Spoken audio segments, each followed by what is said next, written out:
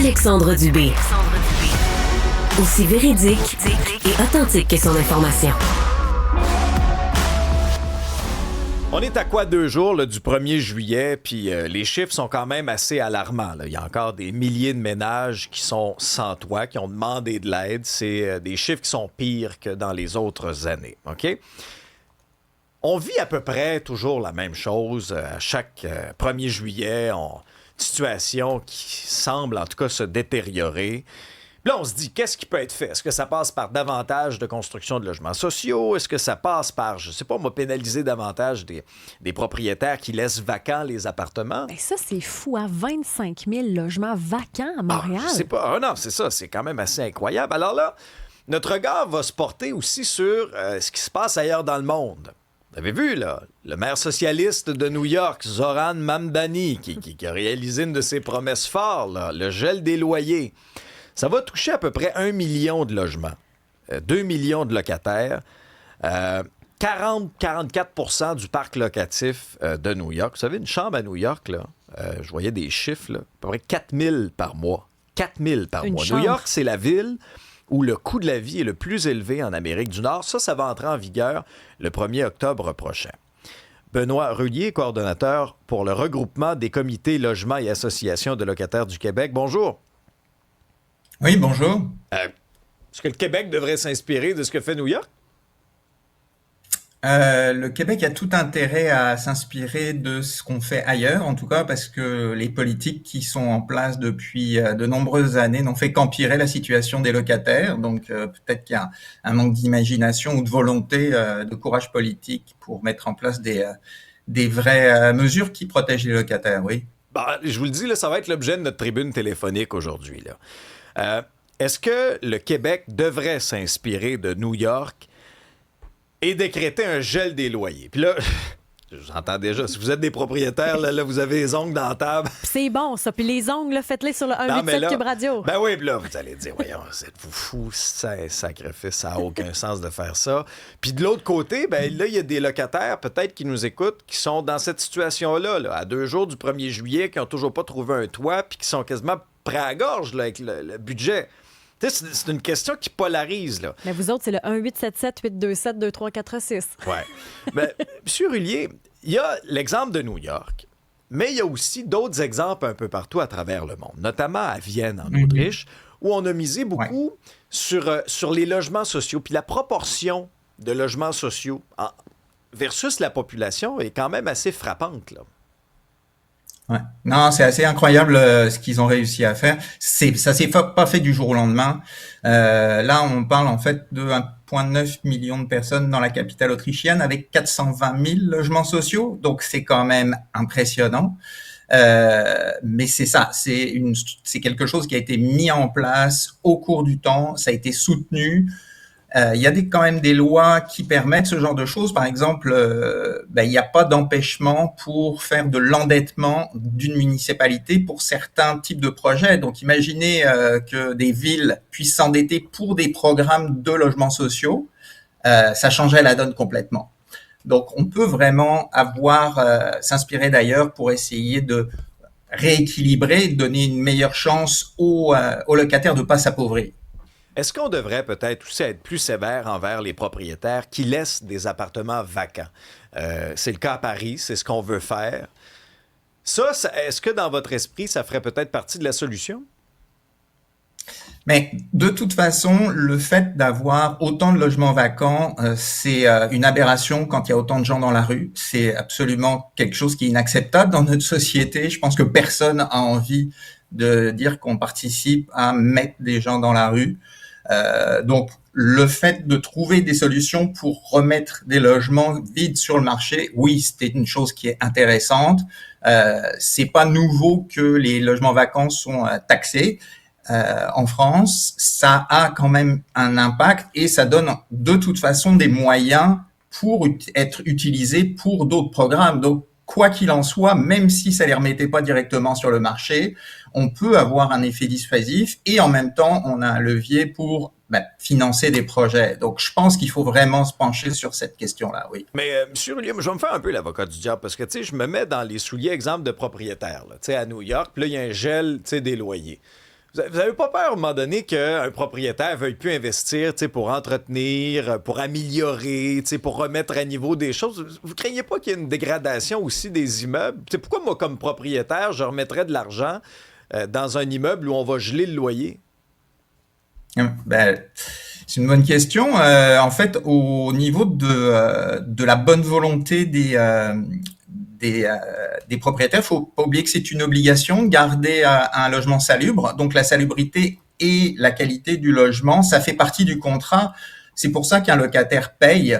Il faut que le locataire, il en ait pour son argent. En ce moment, il y a déjà des problèmes de salubrité dans quand même beaucoup d'endroits. Le fait de geler les loyers, faut pas oublier que les loyers ont augmenté de manière disproportionnée par rapport à l'inflation et par rapport au reste du coût de la vie. Dans les 8 dernières années, on parle de 70% d'augmentation des loyers quand même dans les 9 dernières années. Je suis désolé, mais c'est pas concevable que on soit dans une telle disproportion. Donc, est-ce que un gel, c'est pas un gel permanent, parce que ce serait pas imaginable non plus, mais un gel temporaire, tout à fait. Je vois pas pourquoi en fait on n'est pas une opération de rattrapage vis-à-vis de la situation actuelle. Beaucoup de réactions sur la messagerie. Il y en a un, c'est Steven, qui dit on devrait s'attaquer au prix des matériaux, pas les loyers eux-mêmes. Ça va faire beaucoup trop de dommages. Mais mettons, si à la base ça coûtait moins cher, peut-être qu'on serait capable d'offrir des logements plus abordables. Vous en pensez quoi? Ben, le problème du coût de construction ou du coût d'entretien, c'est un réel problème. Le coût de construction en ce moment est très élevé, mais il y a énormément de logements qui sont déjà sur le marché. Il y a déjà des projets où on est en train de prendre des bâtiments et de changer leur vocation. Donc ça coûte déjà beaucoup moins cher. Pour ce qui est des matériaux, mais là, c'est hors de notre contrôle, en tout cas de notre côté. Il y en a qui nous réfèrent également au texte de Mario Dumont en fin de semaine où il se questionnait sur les bâtiments résidentiels. Est-ce vraiment l'affaire des gouvernements? Puis là-dedans, il est question, entre autres, de l'entretien des bâtiments et le fait que les gouvernements n'entretiennent pas du tout les bâtiments, ce qui finit par devenir délabré puis impossible d'habiter dedans après. Oui, ben ça c'est une question d'investissement. Je suis tout à fait d'accord. On a un problème au niveau des priorités d'investissement dans le maintien de la qualité des bâtiments. On voit qu'en fait les investissements n'ont pas été faits de manière structurelle et permanente. Faut savoir que c'est un peu comme le métro, ça devrait jamais s'arrêter. Les logements sociaux, faut continuer à investir. Isabelle, il faudrait aussi une loi plus dure pour les gens qui ne paient pas ou les gens qui saccagent les logements. À un moment donné, les propriétaires sont pas mal écœurés de payer pour ceux qui saccagent tout. Très bon point, ça. Très bon point. Tu sais, ça moi, combien de fois je vois passer, je sais pas si c'est mon algorithme, là, mais des histoires d'horreur là, de propriétaires qui découvrent un logement complètement saccagé. Après ça, qui doivent remettre énormément d'argent pour remettre ça à niveau. Tu sais, des mauvais locataires, il y en a aussi, là, M. Roulier, là. Il y a des mauvais, tout le monde. C'est pas mais on parle d'anecdotes. Est-ce qu'on pourrait ne pas parler d'anecdotes? Je pense que c'est pas le sujet, là. Aujourd'hui, le sujet, c'est de savoir comment est-ce qu'on améliore la capacité des locataires à vivre décemment. Je vous rappelle quand même que les locataires, ils ont un revenu moyen qui est la moitié des propriétaires en ce moment au Québec. Est-ce qu'on pourrait arrêter de les appauvrir? Moi, c'est ma volonté aujourd'hui. Oui, non, mais je comprends votre point, mais en même temps, moi, si je suis propriétaire, là, puis je suis obligé de remettre 25 000 pour remettre à niveau un logement qui a été saccagé, il y a un coût à ça aussi, là. Faut en être conscient, vous en êtes conscient de ça. Ben, évidemment qu'il faut payer pour remettre en place la bonne qualité. Maintenant, c'est pour ça aussi qu'il y a le tribunal du logement. Ouais, des fois c'est un peu long. On va aller en ligne avec Christian, qui est un ancien propriétaire. Bonjour, Christian. Salut. Une petite aventure qui m'est arrivée que je veux juste vous partager. Allez-y. Très facilement, en étant propriétaire d'un quadruplex, je payais 3 800 $ de taxes municipales et scolaires l'année que j'ai acheté. L'année suivante, avec l'évaluation municipale qui n'arrête pas d'augmenter, mes coûts de taxes scolaires et municipales ont monté à 5 200 $.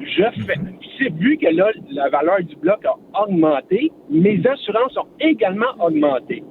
Donc, je paye beaucoup plus cher de taxes municipales et scolaires. Je paye plus cher d'assurance en tant que propriétaire. Je fais quoi avec mes loyers? Je peux-tu juste les augmenter de 1 ou 2 pour couvrir mes dépenses supplémentaires?